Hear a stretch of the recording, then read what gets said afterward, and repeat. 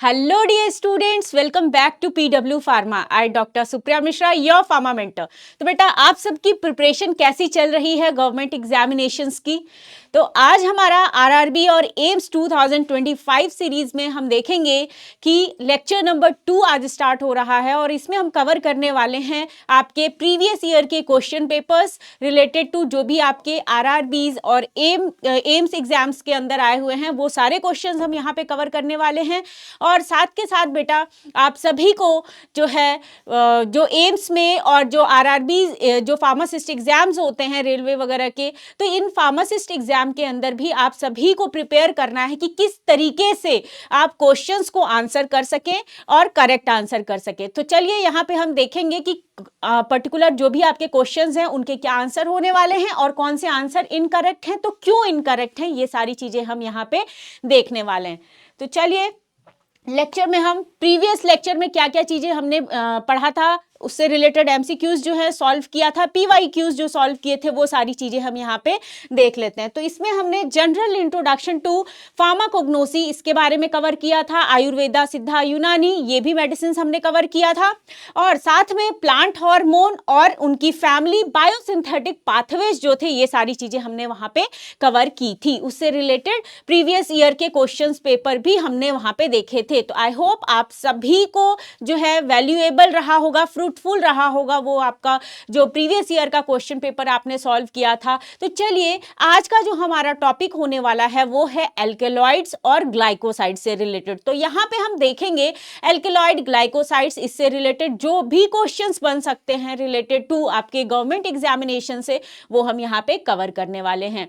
तो बेटा, हंसते रहिए, मुस्कुराते रहिए और डटकर बिल्कुल कोशिश अपनी जारी रखिए, क्योंकि आपको मंजिल अपनी पानी ही पानी है और आपके पास इसके अलावा कोई ऑप्शन नहीं है। तो इसलिए हम यहाँ पे प्रैक्टिस करेंगे और कोशिश हमारी ये रहेगी कि आप सभी जो है बहुत अच्छी जो है न्यूज़ हमें बताएं कि इस तरीके से हमारा क्वालिफाई हुआ। आप अपनी जर्नी हमसे शेयर करें। तो ये सारी चीज़ें जो है हम सब भी उतने ही बेसब्री से इंतज़ार कर रहे हैं जितने बेसब्री से आपको इंतज़ार है आपके क्वालिफिकेशन के लिए, कि आप किस तरीके से क्वालिफाई होने वाले हो एग्जाम्स के अंदर। तो चलिए स्टार्ट करते हैं आज का टॉपिक।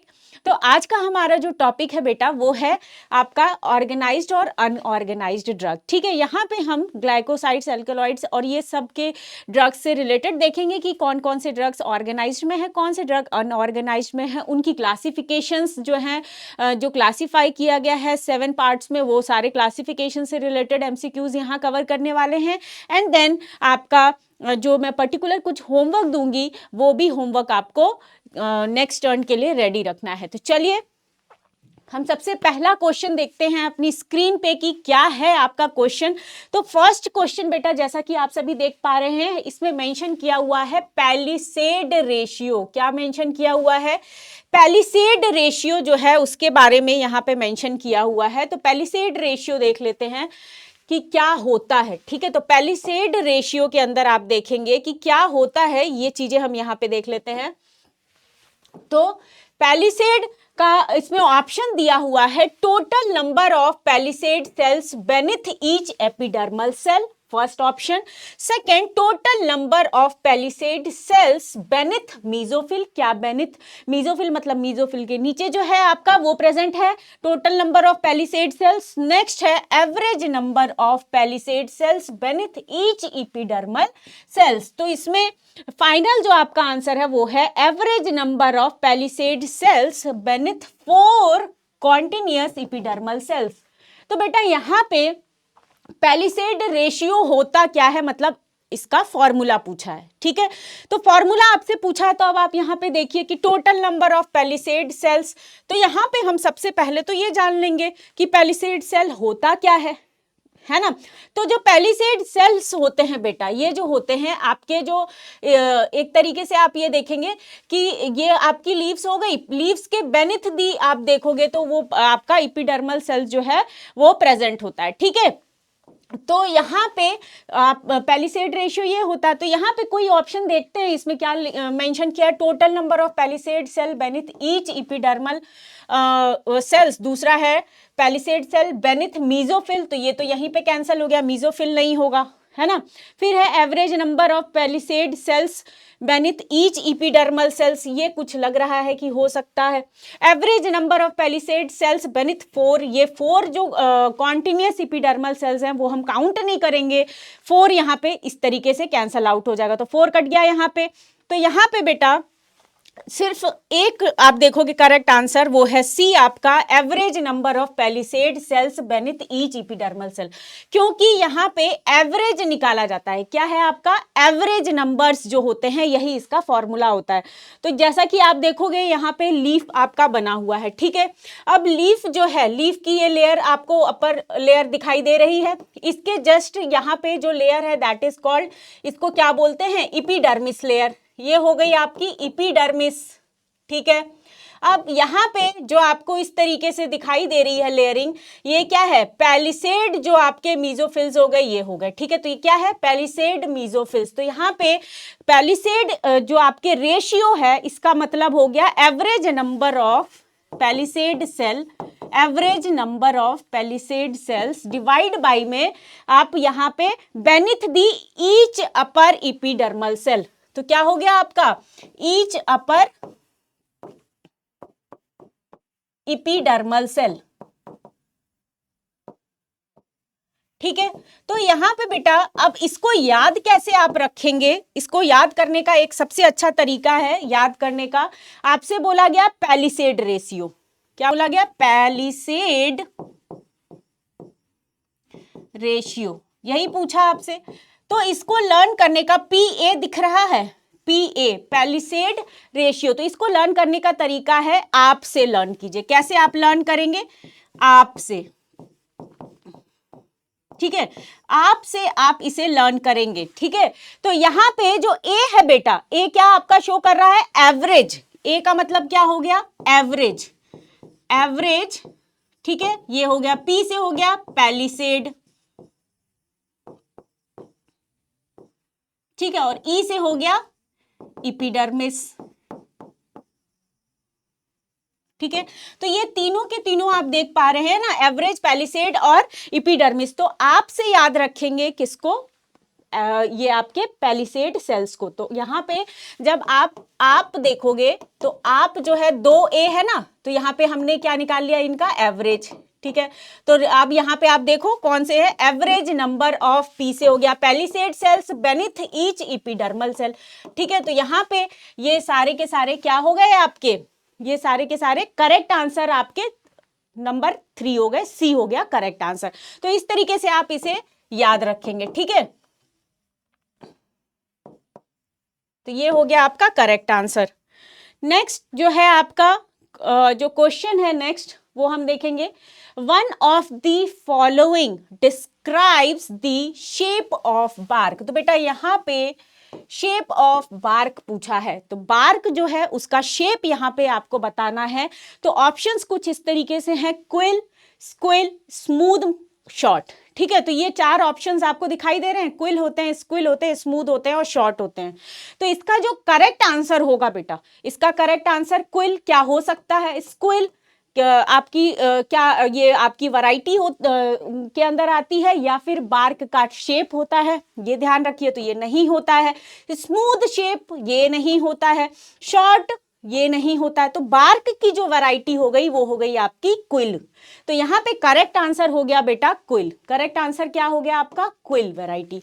तो शेप ऑफ बार्क्स हम देखेंगे यहाँ पे कि शेप ऑफ बार्क्स के बारे में, बार्क्स के शेप देखेंगे तो यहाँ पे टाइप और शेप्स आप देखोगे तो कितने शेप्स के होते हैं।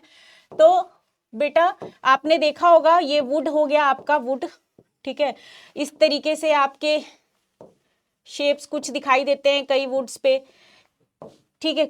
किसी किसी वुड्स पे आप देखोगे कि कुछ इस तरीके से शेप दिखाई देता है,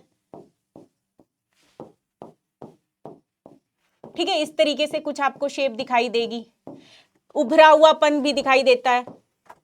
कई जगह पे आपको हॉलो काइंड ऑफ इस तरीके से दिखाई देगा, ठीक है। हॉलो काइंड ऑफ जो है आपको शेप दिखाई देगा।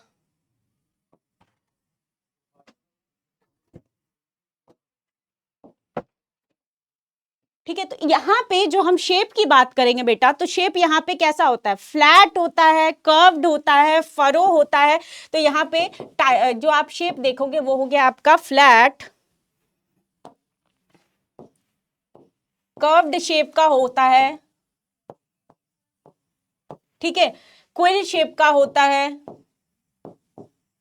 तो आप वुड देख पा रहे हो ना, तो वुड के यही शेप यहाँ पे पूछा है इन्होंने कि कौन सा करेक्ट होगा, ठीक है। स्केली होता है और नॉबी होता है। कैसा होता है, स्केली शेप का होता है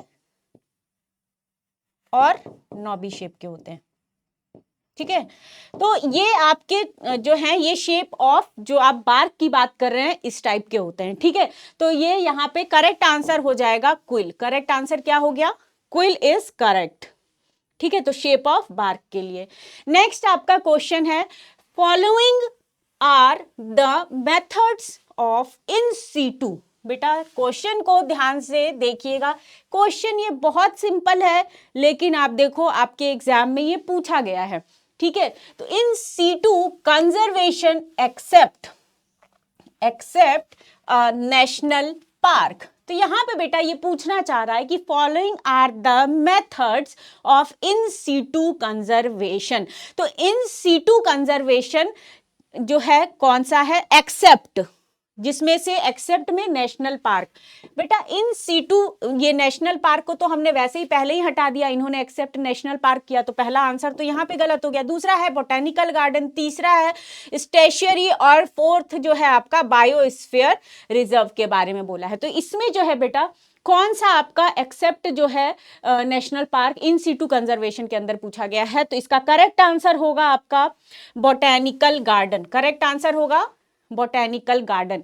अब बात यह है कि बोटेनिकल गार्डन क्यों होगा, बिकॉज जो हम इन सीटू की बात कर रहे हैं बेटा, यहां पे क्या होता है, ये प्रिजर्व करने के लिए यूज किया जाता है, प्रिजर्वेशन के लिए यूज किया जाता है, ठीक है। किसको प्रिजर्व करेंगे, इकोसिस्टम को। किसको, इकोसिस्टम को, ठीक है। इकोसिस्टम को प्रिजर्व किया जा सकता है। फिर दूसरी चीज क्या होती है, आपके जो आपके पर्टिकुलर प्लांट के स्पीसीज हो गए या एनिमल के स्पीसीज हो गए, मतलब रिलेटेड टू स्पीसीज, इन्हें जो है प्रोटेक्ट किया जाएगा, प्रिवेंट किया जाएगा, प्रोटेक्ट किया जाएगा, ठीक है। स्पीसीज हो गई, इकोसिस्टम हो गया, ठीक है। उसके बाद आप देखोगे कि जो आपके रिसोर्सेज होते हैं, रिसोर्सेज, इन्हें भी प्रोटेक्ट किया जाता है। तो आपका जो है इकोसिस्टम, पर्टिकुलर जो भी आपके स्पीसीज हो गए, जेनरा हो गए, ठीक है, रिसोर्सेज हो गए, तो इन सबको प्रोटेक्ट करने के लिए आपका कंजर्वेशन प्रोसेस रखा जाता है। तो यहाँ पे इन्होंने बोला कि method of in situ conservation, तो इन सीटू कंजर्वेशन एक्सेप्ट जो है कौन सा नहीं आ रहा है इनके अंदर, इन सीटू के अंदर आपका स्टेशनरी जो है ये आता है, बायोस्फीयर रिजर्व ये भी इन सीटू के अंदर आता है, बट जो बोटेनिकल गार्डन के उसमें पार्ट आते हैं ये नहीं होंगे इन सीटू के अंदर, ठीक है। तो ये हो गया आपका करेक्ट आंसर। चलिए अब हम देखेंगे नेक्स्ट क्वेश्चन रेफाइट्स के बारे में। रेफाइट्स आर, तो रेफाइट्स होते क्या है बेटा, तो इसमें आंसर्स इन्होंने दिया है bundle of acicular crystals. First है bundle of acicular crystal, second one is cluster of prismatic crystals, क्या ये प्रिज्मेटिक क्रिस्टल्स की तरह दिखाई देंगे।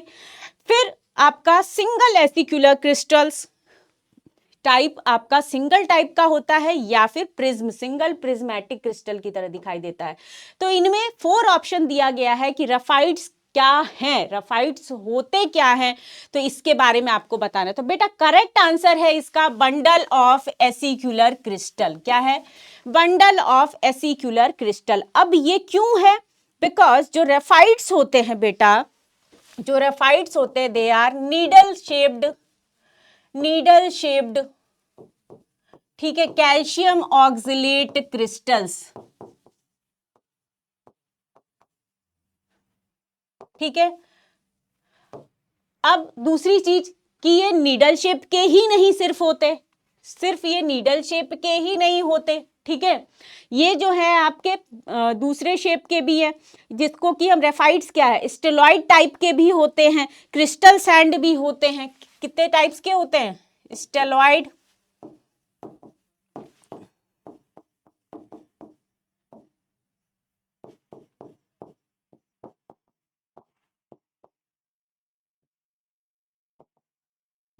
ठीक है। तो ये जो है आपके ये सारे टाइप्स हो गए।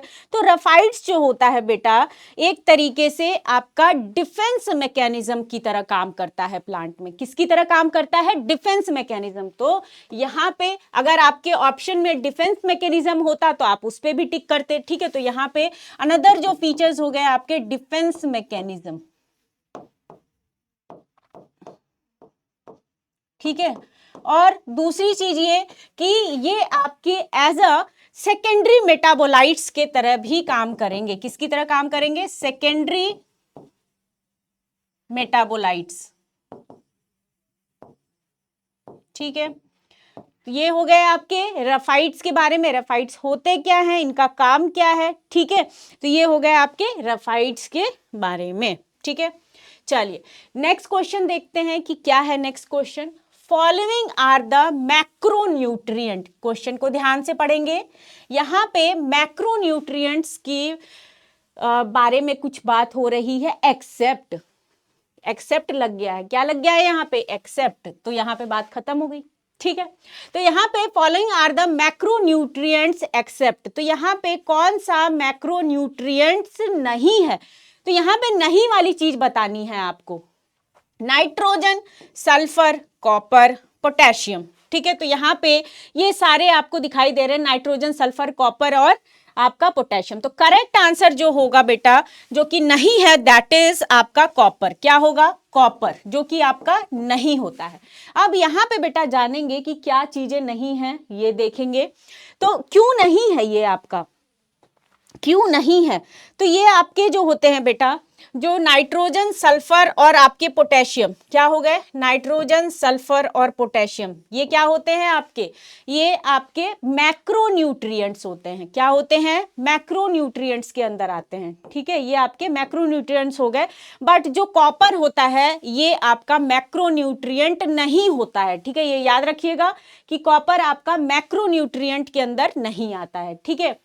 नेक्स्ट जो आप देखोगे क्वेश्चन मैक्रो और माइक्रो न्यूट्रिएंट से रिलेटेड, तो यहां पे नेक्स्ट क्वेश्चन है बेटा द सिस्टम ऑफ मेडिसिन। क्या है question? The system of medicine which put forth the laws of similars, laws of similars. ठीक है। Which says that like cures like. यहां पे एक वर्ड आया लाइक क्योर्स लाइक, जिसको कि सिमिलिया सिमिलिबस और सिमिलिया सिमिलिबस क्यूरेंटोर के नाम से भी हम जानते हैं। तो आप बेटा बताएंगे कि यहाँ पे कौन सा वर्ड जो है लॉ ऑफ सिमिलिया, इनमें से कौन सा सिस्टम जो है इस वर्ड को यूज करता है? ये किस सिस्टम के बेस्ड में, मतलब कौन से सिस्टम का ये जो है पार्ट है, ये आपको बताना है। तो यहाँ पे फर्स्ट है यूनानी, सेकंड है homeopathy, third is Ayurveda, fourth is सिद्धा। तो आपका अगर आप सभी को याद होगा बेटा कि जब हमने यूनानी मेडिसिन्स पढ़ी थी तो यूनानी मेडिसिन्स के अंदर हम नब्ज और नाड़ी देखते थे। नब्ज और नाड़ी का कॉन्सेप्ट था। ठीक है। जब हम आयुर्वेदा देखते थे तो यहाँ पे हमारा आयुर्वेदा अवलेह, अवलेह, ठीक है, असावा, ठीक है, ये सारे कॉन्सेप्ट यहाँ पे देखते हैं ना। और दूसरी चीज यहाँ आयुर्वेदा के अंदर पंचभूत जो होते हैं, पंचभूत थ्योरी, इस पे बेस्ड होता है ये, है ना, पंचभूत थ्योरी पे बेस्ड होते हैं। ठीक है। अब सिद्धा जो है बेटा अगेन जो हम सिद्धा के अंदर देखेंगे तो सिद्धा जो है आपका ये आपके जो अगस्त्य मुनि थे, इन्होंने ये एक तरीके से इनके फाउंडर थे। ये क्या थे? फाउंडर थे। और सिद्धा मेडिसिन्स भी जो है आपकी बेसिकली जो है ओल्ड मेडिसिन्स पे काम कर रही है। और सिद्धा के अंदर भी आपके जो हैं 3 दोष जो देखे गए थे वो इन पे बेस्ड होता है। ठीक है। 3 दोष जो थे इनके ही बेस्ड होते हैं सिद्धा। ठीक है। तो यहाँ पे बेटा होम्योपैथी जो है इसका आपको याद आ रहा होगा कि 3 जो थे इनके लॉ पे बेस्ड थे, 3 लॉज थे। ठीक है। 3 लॉज थे जिसमें से आपका फर्स्ट जो है लॉ ऑफ सिमिलियर आता है। ठीक है। लॉ ऑफ सिमिलियर आता है। तो करेक्ट आंसर इसका हो जाएगा बी। करेक्ट आंसर क्या हो गया इसका? बी, जो कि इनमें 3 लॉज जो थे, आपको याद होगा कि law of similia,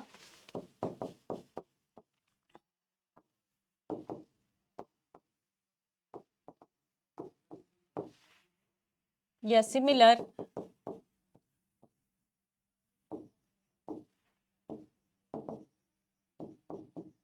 law of simplex, ये आपका सेकंड हो गया। और थर्ड होता है आप सभी का लॉ ऑफ मिनिमम। थर्ड क्या होता है बेटा? लॉ ऑफ मिनिमम,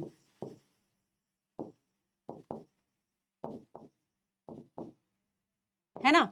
तो यहां पे law of minimum, simplex, similia, like, cure, like, ये तो ये हो गया आपका लाइक, क्योर, लाइक।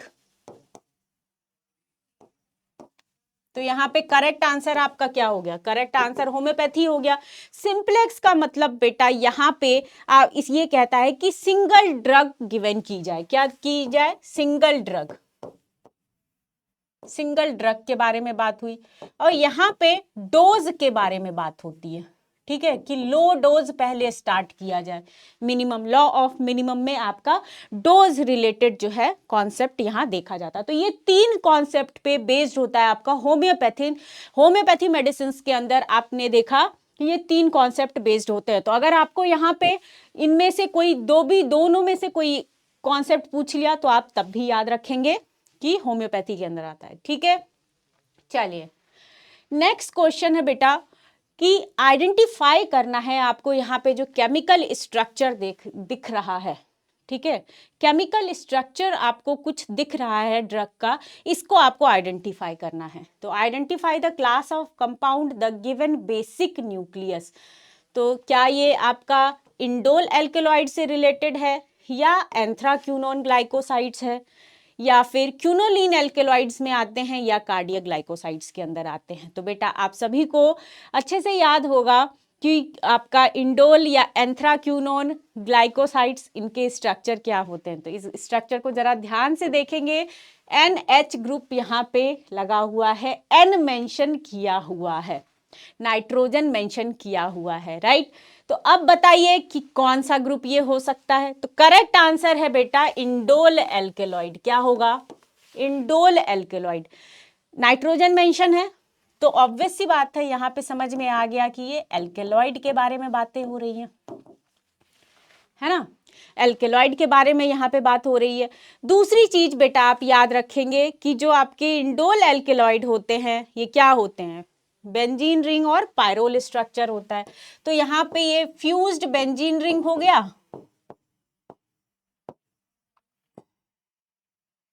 और पायरोल स्ट्रक्चर। तो यहाँ पे जो है ये जो दोनों स्ट्रक्चर्स आपको दिखाई दे रहे हैं ये किसके हो गए? इंडोल एल्केलॉइड्स के अंदर आते हैं। और बेटा जो इंडोल एल्केलॉइड होता है, अगर आपसे ये जो आपका स्ट्रक्चर से रिलेटेड पूछा लेकिन बायोसिंथेसिस अगर पूछ लेता है आपसे, तो साथ में ये भी याद रखेंगे बायोसिंथेसिस में कि बायोसिंथेसिस में जो ट्रिप्टोफैन होते हैं बेटा, क्या होते हैं? ट्रिप्टोफैन, ये आपका एज अ प्राइमरी प्रिकर्सर की तरह काम करेगा। तो यहां पे ये चीज याद रखेंगे, ट्रिप्टोफैन,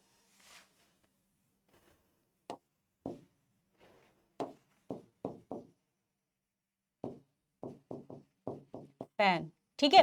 तो ये भी चीज याद रखेंगे आप सभी लोग। और एक इंटरेस्टिंग फैक्ट्स हम यहाँ पे देखेंगे रिलेटेड टू इंडोल एल्केलॉइड्स के बारे में। तो बेटा इंडोल एल्केलॉइड को आप सभी को याद होगा कि हमने एक निमोनिक्स बनाया था, तो उसका जो निमोनिक्स था वो क्या था? इंडोर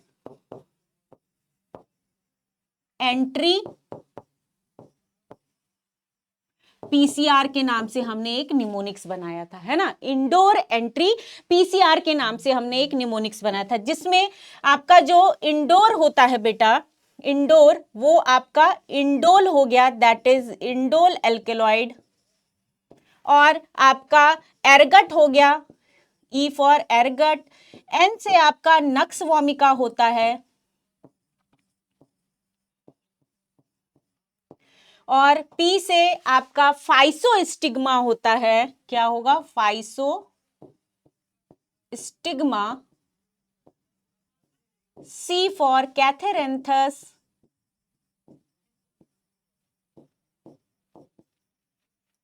और बेटा आर फॉर राउवोल्फिया। ठीक है,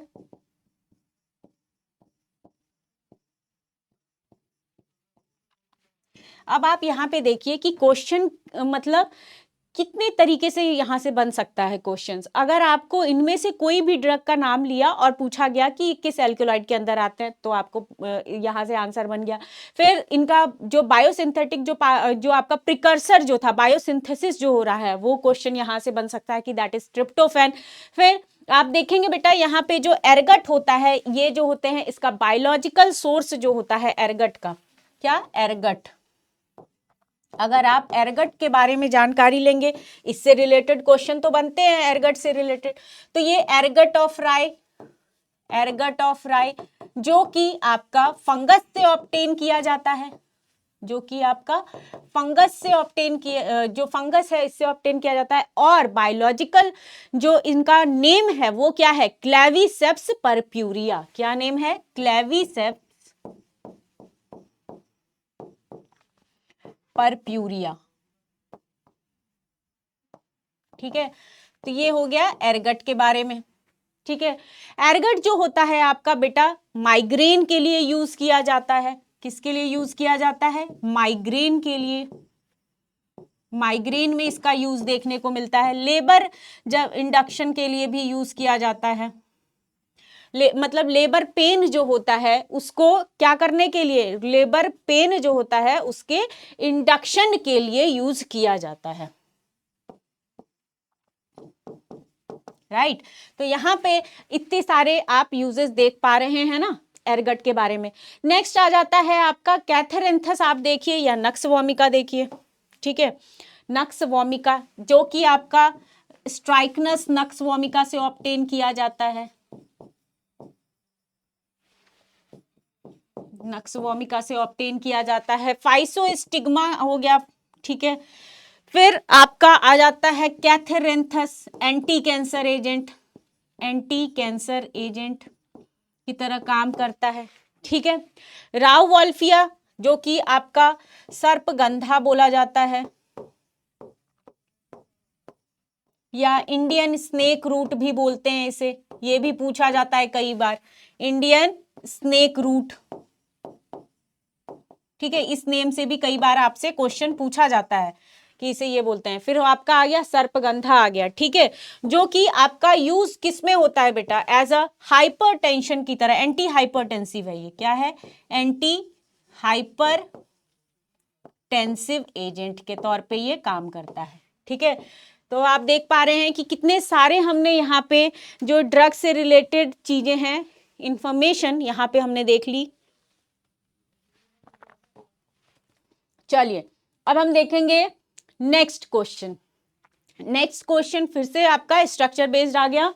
तो यहाँ पे बेटा आइडेंटिफाई करना है टाइप ऑफ एल्केलॉइड। चलिए यहाँ पे इन्होंने टाइप ऑफ एल्केलॉइड पहले से मेंशन कर दिया है, चलो थोड़ा तो रिलैक्स हुआ।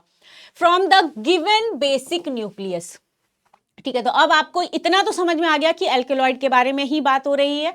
तो यहाँ पे ये स्ट्रक्चर देख के आपको बताना है कि ये स्ट्रक्चर आपका क्या क्यूनोलिन के अंदर आता है, ट्रोपेन का स्ट्रक्चर है, आइसोक्यूनोलिन का है, या अमाइनो एल्केलॉइड का स्ट्रक्चर है।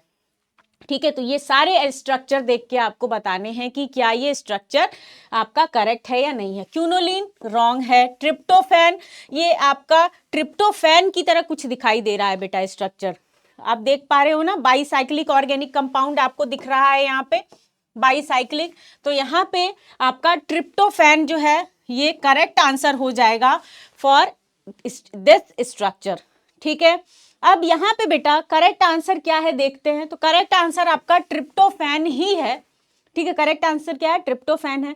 तो जो क्यूनोलिन होता है बेटा, इसका स्ट्रक्चर सिंपल सा इस तरीके से होता है।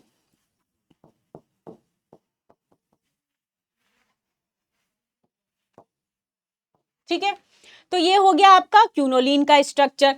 फिर आता है आइसोक्यूनोलिन। तो आइसोक्यूनोलिन जो होता है बेटा कुछ इस तरीके का स्ट्रक्चर होता है इसका।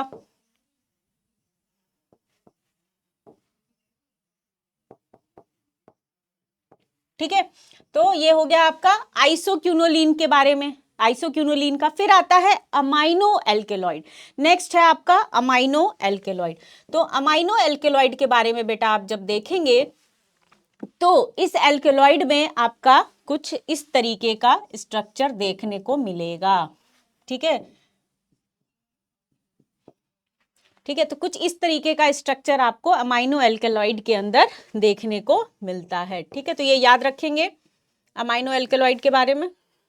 तो ये हो गया ओवरऑल हमारे स्ट्रक्चर के बेसिस में कि कुछ इस तरीके का स्ट्रक्चर आपके इन सारे कंपाउंड्स के दिखते हैं। तो आपसे अगर इन चारों में से कोई भी कंपाउंड का पूछ लिया गया तो करेक्ट आंसर आप सभी को अब पता चल चुका है। चलिए नेक्स्ट है following nucleus is.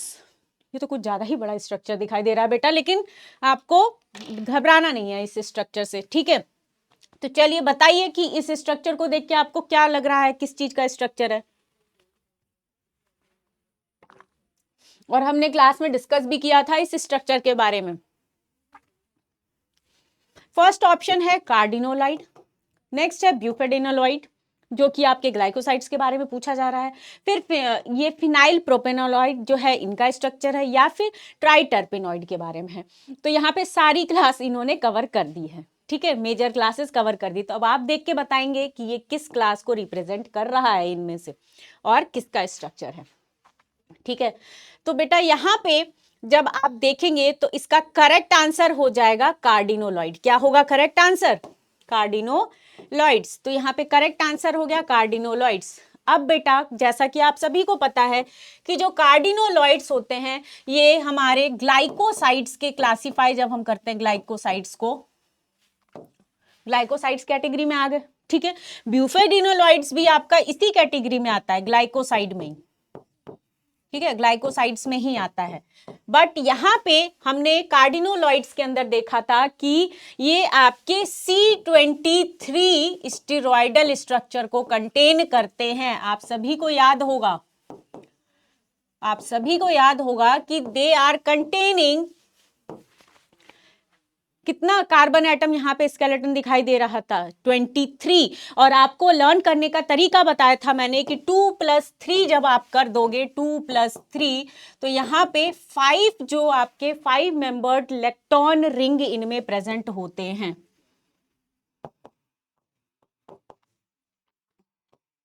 Five membered lactone ring इनके अंदर प्रेजेंट होते हैं। तो आप देख पा रहे हैं ना यहाँ पे कि बेंजीन रिंग हो गया और ये आपके 5 मेंबर्ड जो लेक्टोन रिंग हो गए यहाँ पे क्लियरली दिखाई दे रहा है। तो ये आपका करेक्ट आंसर हो गया कार्डिनोलॉइड्स का। अगर हम ब्यूफेडिनोलॉइड्स की बात करें बेटा तो ब्यूफेडिनोलॉइड्स में आप सभी को बताया था C24 जो है आपके कार्बन्स होते, तो यहाँ पे हो गए C24। ठीक है, तो ये हो गए C24 कार्बन्स। ठीक है, तो ये हो गए इसी तरीके से ये आपका कैंसल आउट हो गया। फिनाइल प्रोपेनॉइड ये कैंसल हो गया। ट्राई टर्पेनॉइड्स के केस में जो है अगेन ये आपका कैंसल हो जाएगा कि टर्पेनॉइड में नहीं आएगा क्योंकि ये 5 कार्बन आइसोप्रीन यूनिट होते हैं। ये क्या होते हैं? 5 कार्बन आइसोप्रीन यूनिट होते हैं। बट यहां पे आपका बेंजीन मेंशन किया हुआ है प्लस ये रिंग जो है वैसे ही कैंसिल हो गई। ठीक है, तो ये याद रखेंगे बेटा आप सभी लोग कि ये यहाँ पे स्ट्रक्चर जो है कार्डिनोलॉइड का स्ट्रक्चर है। ठीक है, जब एक रिंग इनमें एक्स्ट्रा हो जाएगी तो दैट इज ब्यूफेडिनोलॉइड्स। अब हम देखेंगे एंथ्राक्यूनोन ग्लाइकोसाइड्स। और बेटा आप सभी को मैं बता दूं एंथ्राक्यूनोन ग्लाइकोसाइड जो है आपका जो ग्लाइकोसाइड्स में आते हैं, एंथ्राक्यूनोन ग्लाइकोसाइड्स ये इंपॉर्टेंट ग्लाइकोसाइड है। इससे रिलेटेड आपको हर साल या तो इससे आपके टेस्ट केमिकल टेस्ट से रिलेटेड क्वेश्चन पूछेगा या फिर इनके एग्जांपल्स हो गए या इनके एग्जांपल्स के यूजेस जो होते हैं वो पूछ लिए जाएंगे। तो इससे क्वेश्चंस बनता है, तो रेडी रहिएगा एंथ्राक्यूनोन ग्लाइकोसाइड्स के लिए। तो यहाँ पे क्वेश्चन पूछा गया है कि C anthraquinone glycosides are confirmed by which of the following test. तो चलिए यहाँ पे इनका केमिकल टेस्ट पूछा है कि आप कैसे कंफर्म करेंगे कि ये आपका जो सी एल्कलॉइड जो है सी ग्लाइकोसाइड्स जो है आपके एंथ्राक्यूनोन ग्लाइकोसाइड्स है इसको कंफर्म करना है आपको। तो कौन सा टेस्ट आप परफॉर्म करेंगे? क्या बॉन्ड टैगस टेस्ट होगा या फिर मॉडिफाइड बॉन्ड टैगस टेस्ट होने वाला है, केलर-किलानी टेस्ट या शिनोडा टेस्ट? इन चारों में से आपको करेक्ट आंसर बताना है कि कौन सा टेस्ट हम परफॉर्म करेंगे। तो ऑब्वियस सी बात है बेटा कि सी एंथ्राक्विनोन ग्लाइकोसाइड्स बोला तो इसका सबसे पहला जो आंसर आपका जाएगा कि मॉडिफाइड वर्जन जो होता है वो होता है, क्या होता है, modified version of Borntrager's test जो है हमारा परफॉर्म किया जाता है।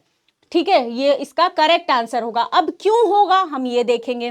कलर किलानी के लिए मैंने केजीएफ के लिए बोला था कि आप केजीएफ से याद कीजिएगा। ठीक है, किलर किलानी जो कि आपका डीऑक्सी शुगर्स के लिए परफॉर्म किया जाता है, बताया था ना। ये तो ये यहाँ पे ये गलत हो गया।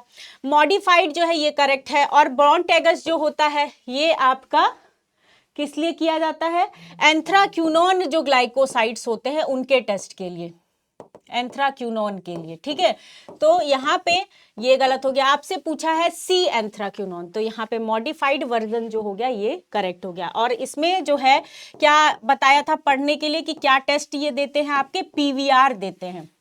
क्या देते हैं, पीवीआर टेस्ट देते हैं, मतलब पिंक, वॉयलेट और रेड कलर, इन तीनों कलर को ये गिवन करते हैं। अब आपका अगर जो एमसीक्यूज में इन तीनों में से कोई भी कलर अगर मेंशन किया है तो आप टिक मार्क कर सकते हैं। अब यहाँ पे बेटा जो मॉडिफाइड वर्जन ऑफ जो आप देख पा रहे हो, तो इसके अंदर जो होता है क्या यूज किया जा रहा है, मॉडिफाइड वर्जन में फेरिक क्लोराइड यूज किया जाता है, अमोनिया या प्लस फेरिक क्लोराइड। ठीक है, बट जो आपका बॉन्ड-टैगर्स टेस्ट होता है, ठीक है, जो बॉन्ड-टैगर्स टेस्ट होता है इनमें सोडियम हाइड्रोक्साइड यूज किया जाता है। क्या यूज किया जाता है, सोडियम हाइड्रोक्साइड। ठीक है, सोडियम हाइड्रोक्साइड यूज किया जाता है, देन पीवीआर आता है। ठीक है, और एक और चीज आपको बताया था कि अगर आपसे लिंकेज से रिलेटेड क्वेश्चन पूछ ले, कि जब हमारा ग्लाइकोसिडिक लिंकेज के बारे में पूछ लेगा तो हमारा केमिकल टेस्ट तब भी मॉडिफाइड आपका ब्रॉन-टैगर्स टेस्ट आएगा। तो यहाँ पे ये लिंकेज को भी दर्शाता है। ठीक है, लिंकेज ऑफ ग्लाइकोसाइड्स,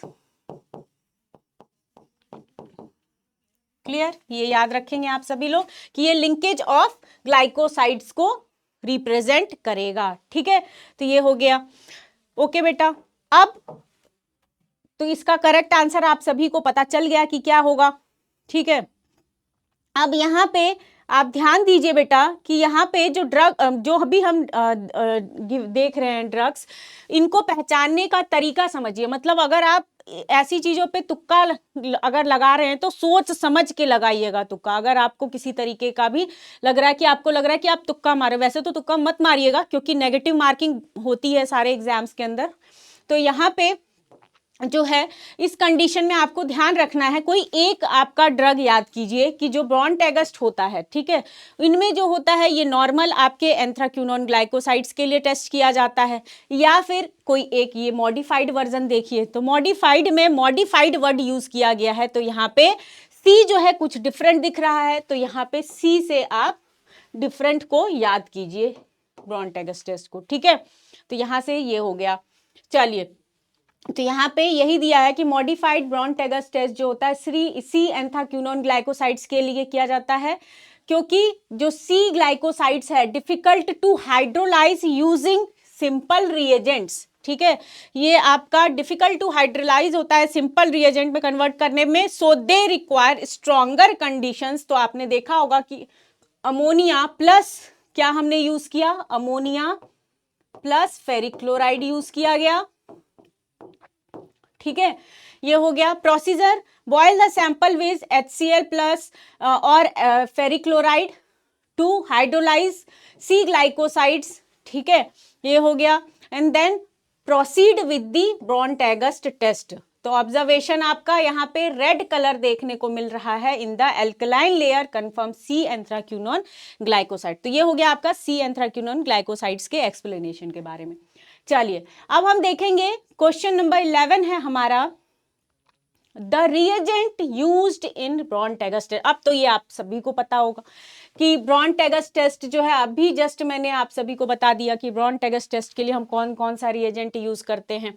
ठीक है, तो यहाँ पे फर्स्ट है magnesium turning and HCl, ammonia acetic anhydride and sulphuric acid, magnesium turning and acetic acid.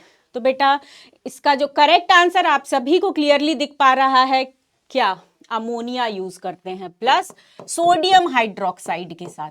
क्या यूज करते हैं? अमोनिया प्लस सोडियम हाइड्रोक्साइड के साथ यूज करेंगे, जो कि हमारा कलर देगा पिंक, वॉयलेट और रेड। ठीक है, ये कलर्स गिवन करते हैं। ठीक है, तो ये हो गया आपका रिलेटेड टू बॉन्टेगस टेस्ट के बारे में। ठीक है, इजी है, इजीली हो जाएगा अगर आप रिपीट करते रहेंगे, रिवाइज करते रहेंगे अपने नोट्स को, तो इजीली हो जाएगा।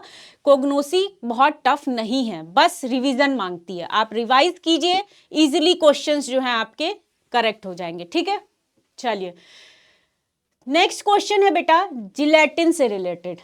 तो अब आप सभी को जिलेटिन सोच समझ के आंसर कीजिएगा, क्योंकि जिलेटिन का जो आपका क्वेश्चन सुटिक्स में भी है बेटा, ये क्वेश्चन सुटिक्स में भी आपको पढ़ाया गया होगा रिलेटेड टू जिलेटिन।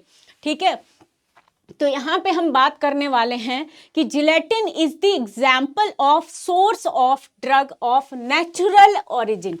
ठीक है, natural origin which is obtained from the following. तो जिलेटिन जो है आपका यहाँ पे source of drug of natural origin जो है वो वाले आपको ड्रग्स बताने हैं कि जिलेटिन कहाँ से ऑब्टेन किया जाता है।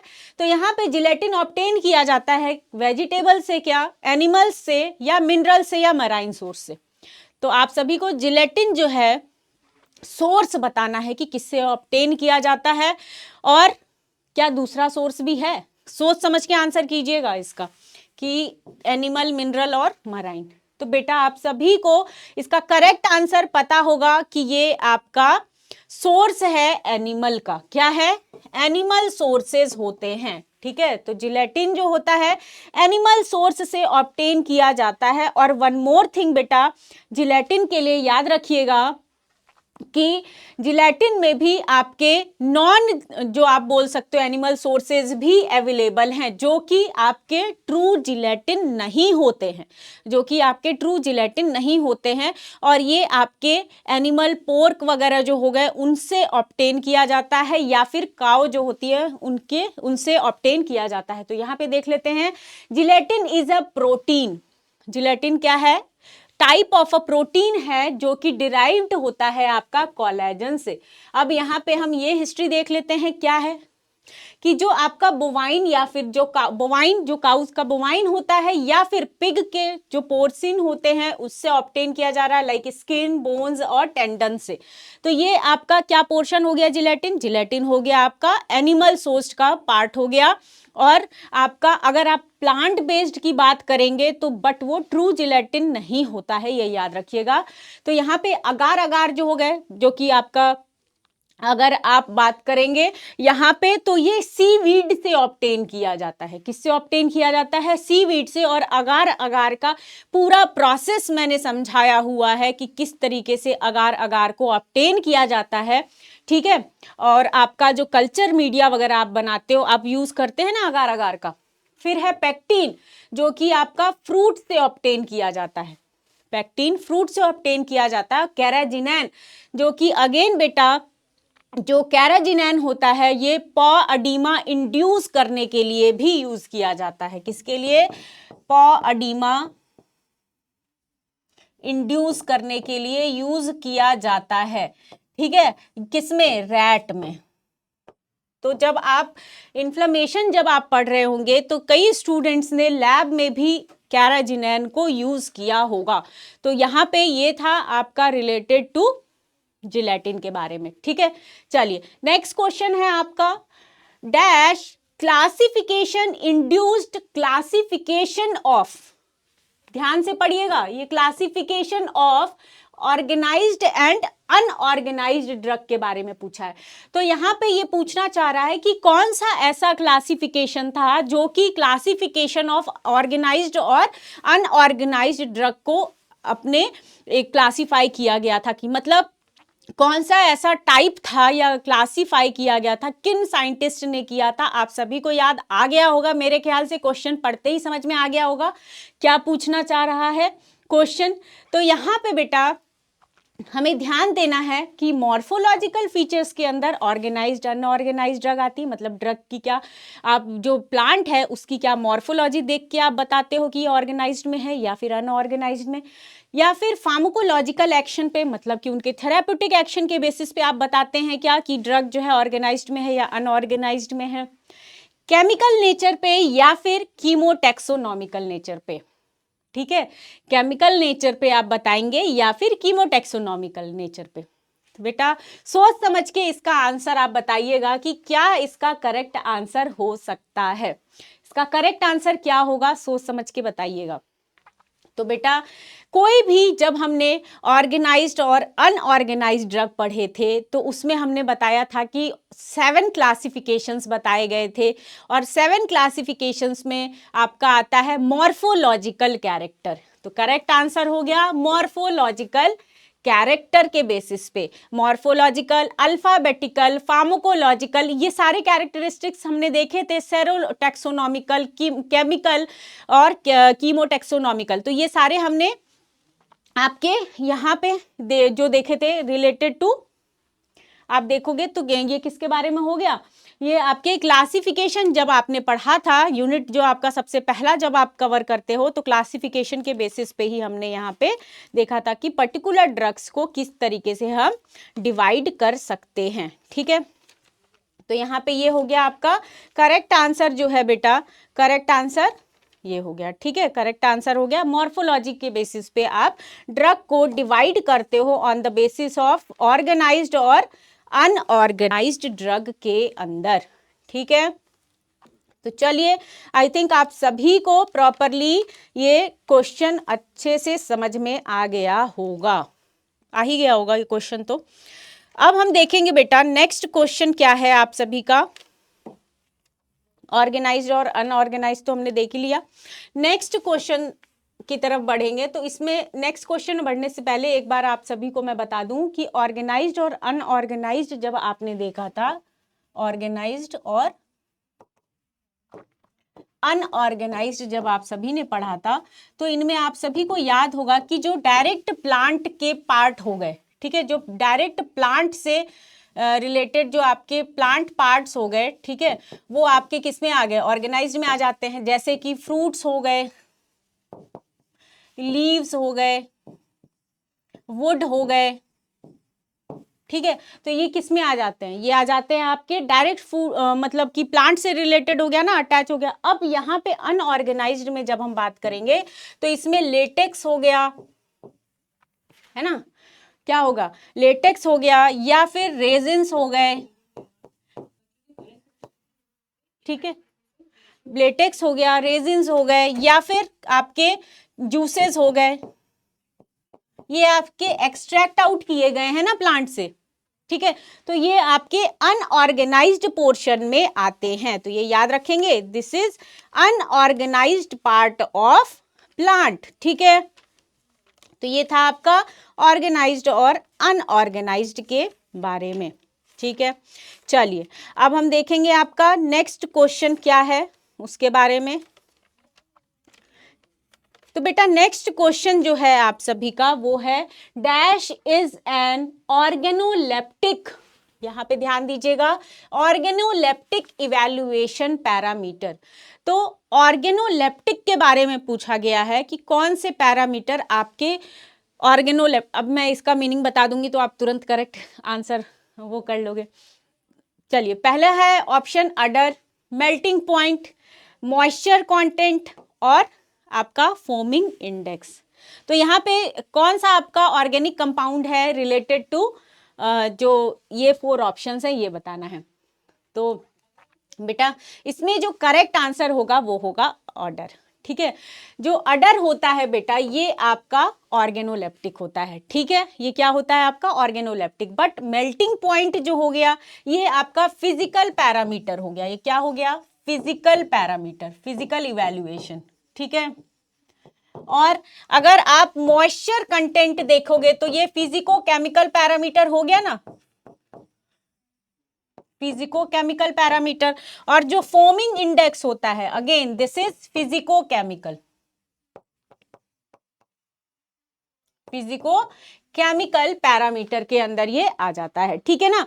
तो यहाँ पे बेटा अब आपको सबसे ऊपर जो है ऑर्डर दिखाई दे रहा है, और ऑर्डर जो है आप सभी को दिखाई दे ही रहा है कि क्या हो गया, ये आपका ऑर्गेनोलेप्टिक, टेस्ट, ऑर्डर, ये सारे आपके ऑर्गेनोलेप्टिक के अंदर आते हैं। तो यहाँ पे हम देख लेते हैं कि ऑर्गेनोलेप्टिक जो प्रॉपर्टीज होती है, मतलब किसी चीज को आप अपीयरेंस करके अगर पता कर पा रहे हो, that is organoleptic. Order, smell, ठीक है, टेस्ट, टेक्सचर, साउंड, तो दीज आर ऑर्गेनोलेप्टिक। अब इनके अंदर आप देख सकते हो कि अपीयरेंस मतलब किस कलर का है, पर्टिकुलर जो है शेप क्या है, साइज क्या है, टेक्सचर क्या है, रफनेस है कि ग्लॉसी है, ये सारी चीजें जो है, स्मूथ है, ये सारी चीजें आप बता सकते हो, अपीयरेंस देख के बता सकते हैं। स्मेल करके आप बता सकते हो कि एरोमेटिक है या पंजेंट है, फ्रूटी है, मतलब ऑर्डर के थ्रू भी हम जिसको कि क्या बोल रहे हैं, ऑर्गेनोलेप्टिक, ठीक है। तो हमारे इसको आप बाइफरकेट कर लो ना, सबसे इजी हो जाएगा, ऑर्गन लेप्टिक, है ना।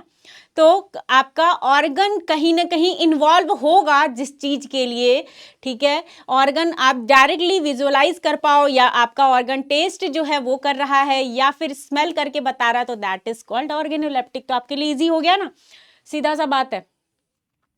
अब देखिए नेक्स्ट क्वेश्चन है आपका, स्टेम ऑफ शुगर केन।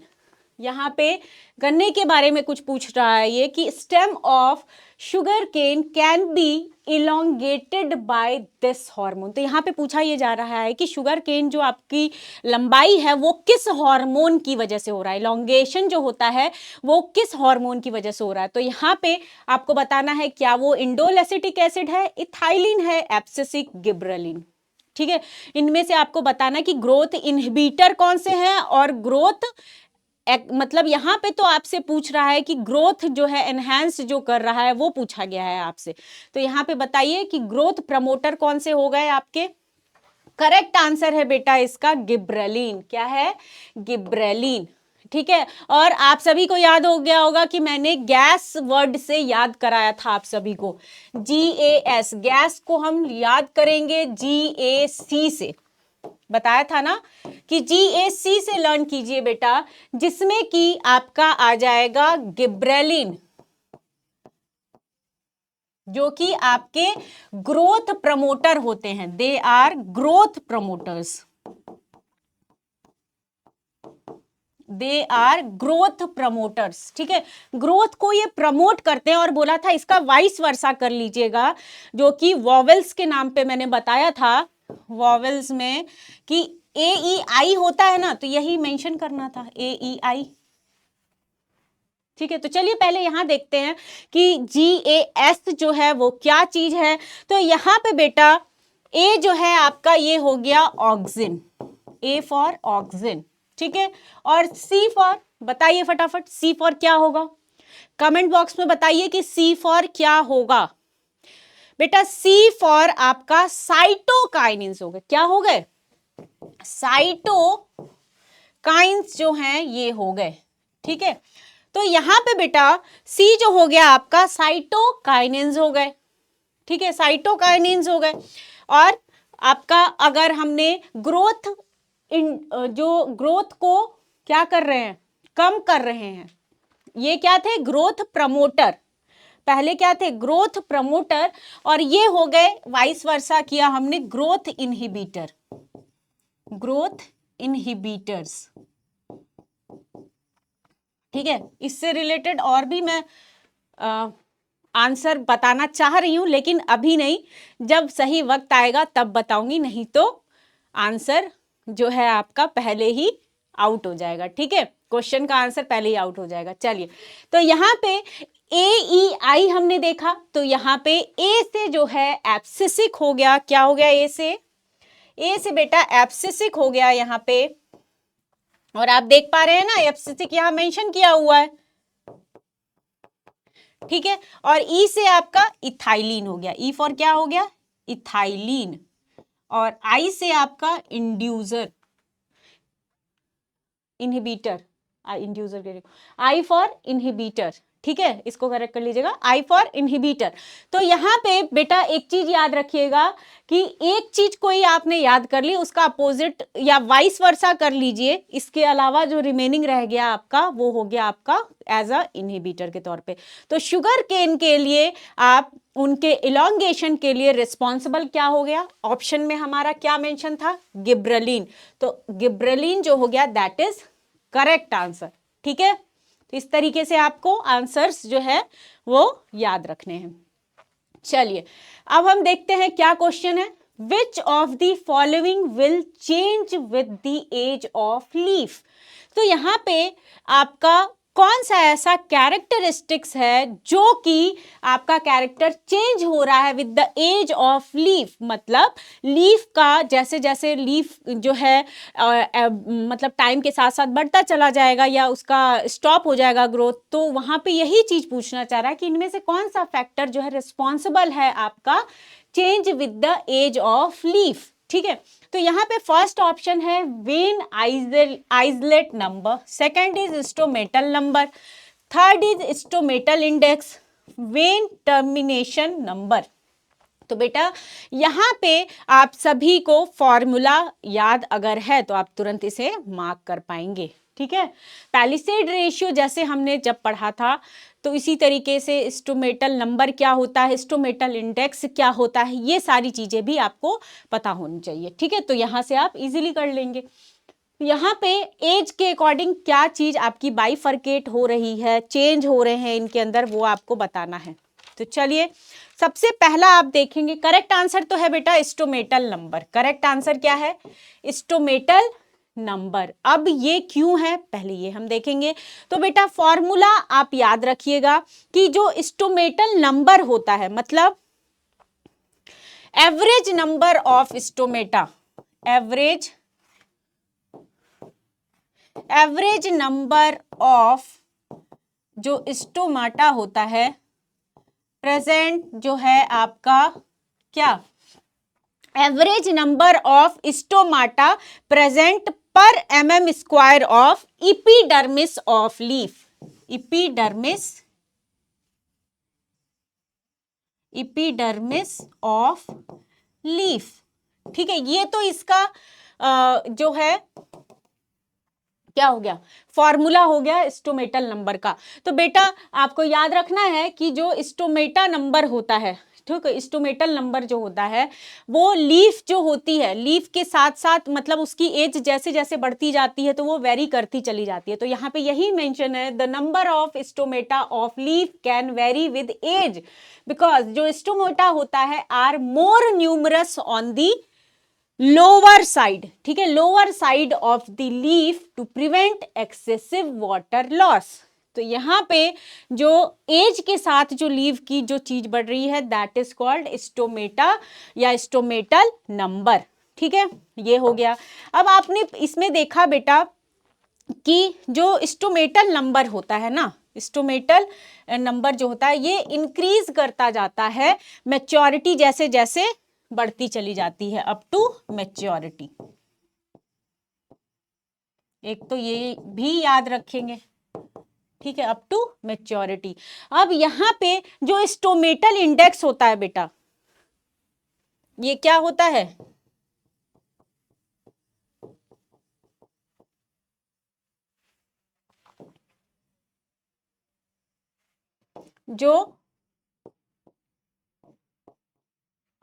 जो स्टोमेटल इंडेक्स होता है बेटा, जो कि हो गया आपका S by E plus S by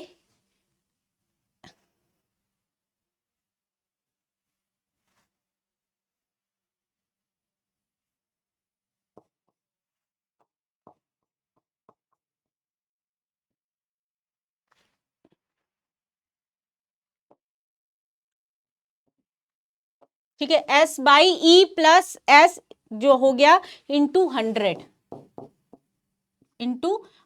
जो कि आपका क्या है, फॉर्मूला हो गया स्टोमेटल इंडेक्स के बारे में। तो आई से हो गया आपका स्टोमेटल इंडेक्स और एस से हो जाता है बेटा number of stomata, number of stomata जो है ये आपका प्रेजेंट होगा, क्या, number of stomata present per unit area, per unit area, तो इसको हम क्या बोलेंगे, आपका एस से डिनोट करेंगे। ठीक है, अब आ जाता है आपका ई, जो कि आपका ई से जो इपिडर्मल सेल्स हैं वो आपका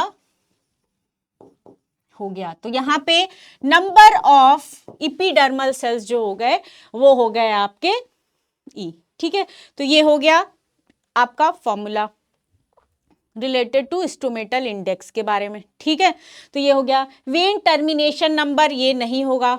ठीक है, तो स्टोमेटल नंबर जो है वेन आइसलेट नंबर भी नहीं होता है। ठीक है, तो ये आपका जो है इसमें नहीं आएगा। ठीक है, तो चलिए अब हम नेक्स्ट जो है क्वेश्चन देखते हैं कि नेक्स्ट क्या क्वेश्चन धमाका मचाने वाला है।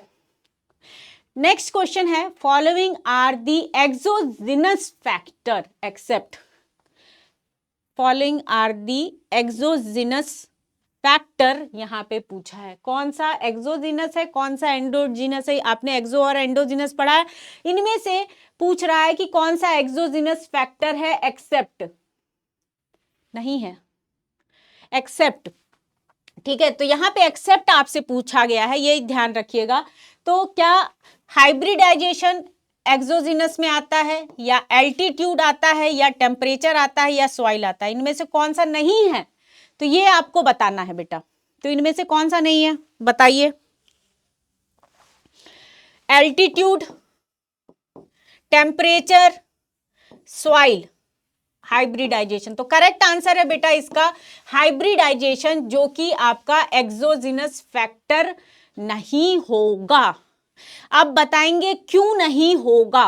बिकॉज आपने देखा है कि जो हाइब्रिडाइजेशन होगा बेटा, अब ये प्लांट के अंदर अगर आप देखोगे with in the same species भी होता है, विद इन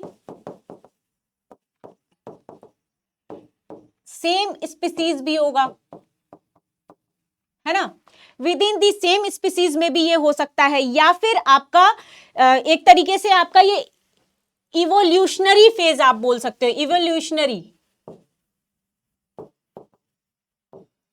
इवोल्यूशनरी फैक्टर आप बोल सकते हैं। ठीक है, तो यहां पे जो एक्सोजिनस फैक्टर नहीं है वो हो गया आपका हाइब्रिडाइजेशन। ठीक है, तो यहां एयर, एल्टीट्यूड, टेम्परेचर, सॉइल, ये सारे आपके इसमें आ जाएंगे।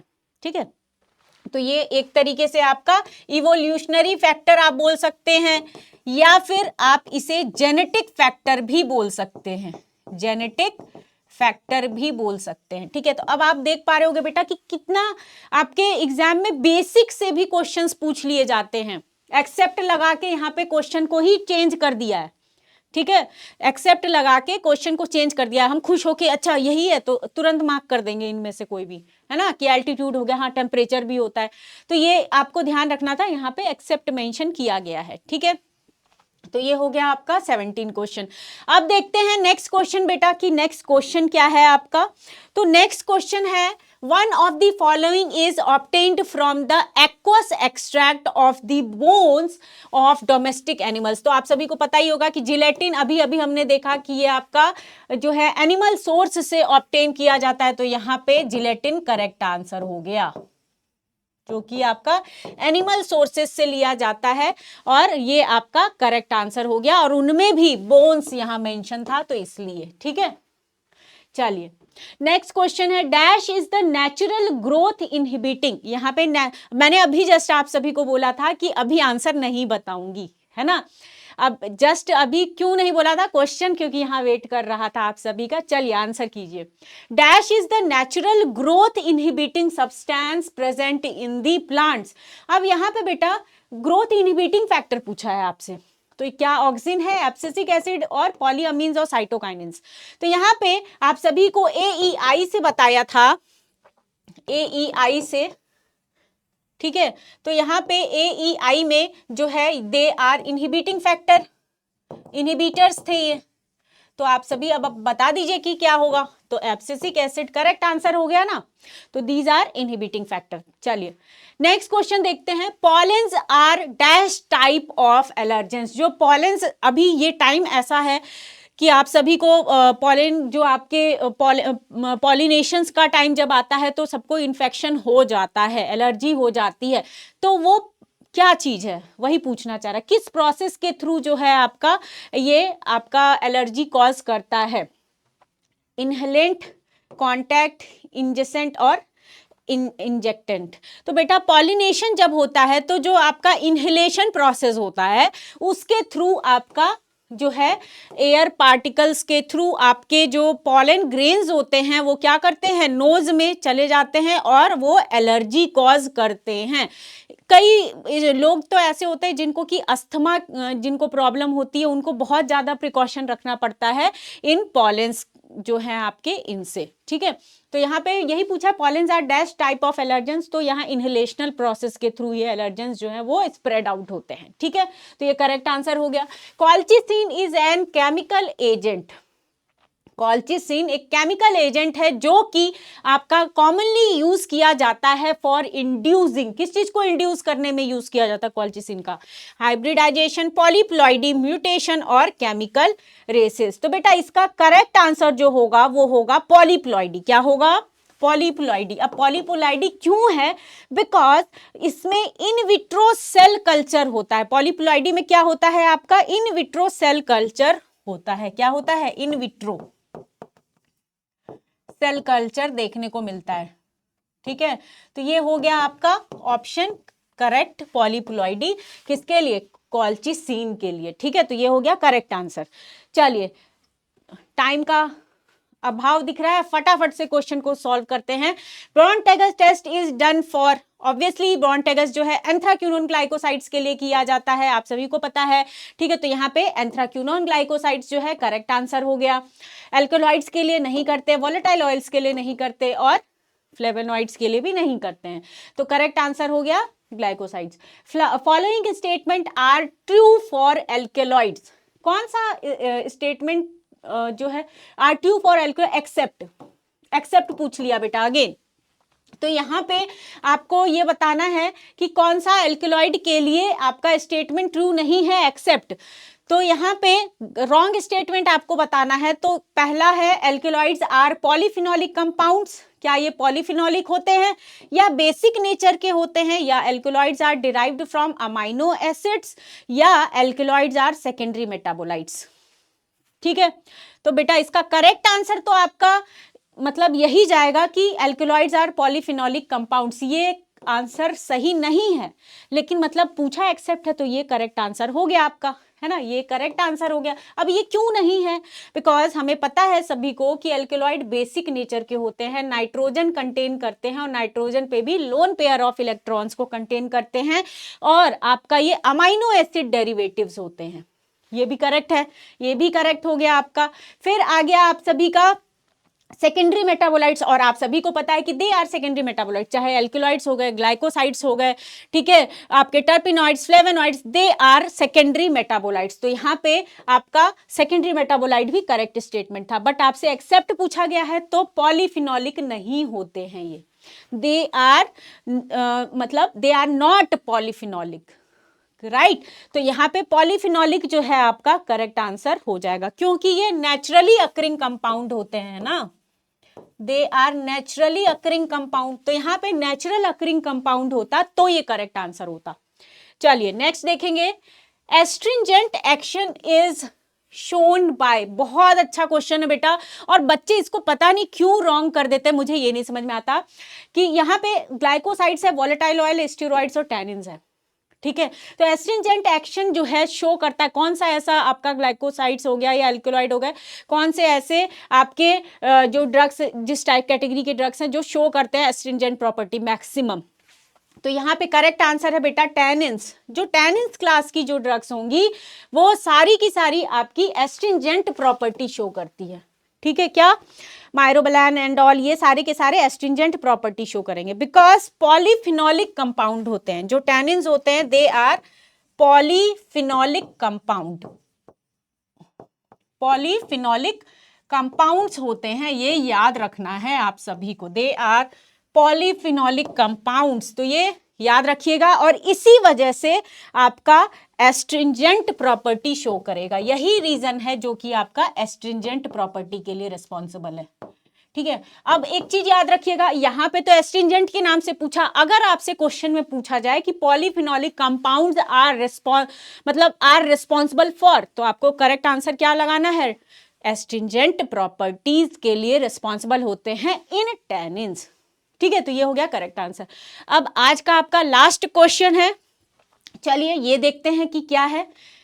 Indian pharmacopoeia has drugs of natural origin arrange as per, जो बेटा आईपी है, बीपी है, यूएसपी है, तो यहाँ पे आपका आईपी के बारे में पूछा है कि इनमें से कौन सा आपका जो आईपी है फॉलो करता है पैटर्न को। ठीक है, तो आईपी जो है, आईपी आपका क्या अल्फाबेटिकल क्लासिफिकेशन को फॉलो करता है, मतलब ABCD कि आप जब बुक आईपी उठाओगे तो आपको अल्फ़ाबेटिकल में मिलेगा कि ए के बाद अगर किसी में ए के बाद बी सी ऐसे करके आया हुआ, या ड्रग्स में नाम जो जिस तरीके से मेंशन किया, सेकंड नेम में भी अल्फ़ाबेट होगा, सी जो थर्ड नेम है उसमें भी आपका अल्फ़ाबेटिकल ऑर्डर है। तो यहाँ पे क्या वो अल्फ़ाबेटिकल क्लासिफिकेशन को फॉलो करेंगे, मॉर्फोलॉजिकल, केमिकल, टैक्सोनॉमिकल। तो बेटा इसका करेक्ट आंसर है ए, जो कि है अल्फ़ाबेटिकल क्लासिफिकेशन। करेक्ट आंसर क्या है, अल्फाबेटिकल क्लासिफिकेशन, जो कि आप सभी को याद है कि ये हो गया ABC, ये बेंजोइन हो गया, ठीक है, कॉल्चिसिन हो गए, तो इस तरीके से डॉक्सिना हो गए, तो ये सारे के सारे आपके एलॉइन हो गए, तो ये सारे के सारे क्या हो गए आपके अल्फाबेटिकल ऑर्डर में हो जाते हैं। ठीक है, तो बेटा ये है आपका आज का MCQs। और एक चीज याद रखिएगा, असाइनमेंट में कुछ आपको दे रही हूं, उसको अच्छे से प्रिपेयर कर लीजिएगा। केमिकल टेस्ट जो आपके ग्लाइकोसाइड्स के कुछ रिमेनिंग यहां दिख रहे हैं, जो कि हम नेक्स्ट टर्न पे जाएंगे तो वहां पे कोशिश करेंगे, कवर करेंगे आपके यहाँ पे ड्रग्स के बारे में। तो ग्लाइकोसाइड्स बेटा कवर कर लीजिएगा थोड़ा अच्छे से। ग्लाइकोसाइड्स के जो केमिकल टेस्ट हैं, ग्लाइकोसाइड्स के जो केमिकल टेस्ट हैं वो देख लीजिएगा, और एल्केलॉइड्स के केमिकल टेस्ट, एल्केलॉइड्स के और टैनिन्स के, और किसके, टैनिन्स के। ये आपको मैं केमिकल टेस्ट से रिलेटेड असाइनमेंट दे रही हूँ, ये जरूर पढ़ लीजिएगा। ठीक है, क्योंकि इनके केमिकल टेस्ट जो है बेटा ये पूछे जाते हैं, केमिकल टेस्ट पूछे जाते हैं। तो ये आपका असाइनमेंट है, होमवर्क दिया जा रहा है, इसको हम आप रेडी कीजिएगा। नेक्स्ट टर्न पे जब आप आज पढ़ लेंगे तो नेक्स्ट टर्न पे आपको क्वेश्चन सॉल्व करने में मजा आएगा। कमेंट बॉक्स पूरा फुल होना चाहिए करेक्ट आंसर से, मुझे नेगेटिव आंसर करने वाला स्टूडेंट नहीं दिखना चाहिए। कोशिश ये कीजिए कि करेक्ट आंसर होना चाहिए, क्योंकि नेगेटिव मार्किंग बेटा जब आप करेंगे तो कहीं ना कहीं आपका रैंक, या तो आप रैंक आपका पीछे चला जाएगा, या फिर आप क्वालिफाई होने से कहीं पीछे रह जाएंगे। तो यहाँ पे नेगेटिव मार्किंग पे जो है थोड़ा सा आपको फोकस करना है कि ना हो।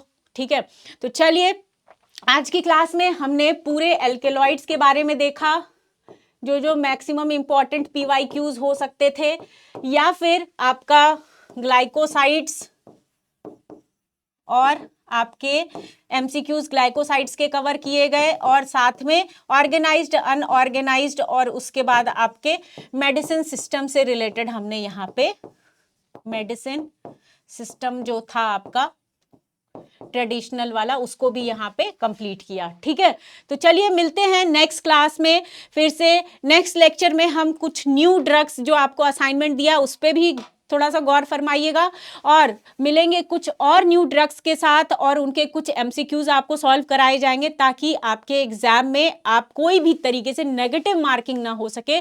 तो wish you all the very best for your competitive exams. हंसते रहिए, मुस्कुराते रहिए, और अपना जो गोल है उसको कहीं ना कहीं आप अचीव कीजिए, और स्वस्थ रहिए। सबसे ज़्यादा जरूरी है स्वस्थ रहना आपका। आप अगर हेल्दी माइंड से अगर आप पढ़ाई करेंगे तो सब कुछ अच्छा ही होगा। Be positive. तो चलिए, थैंक यू ऑल, मिलते हैं नेक्स्ट क्लास में।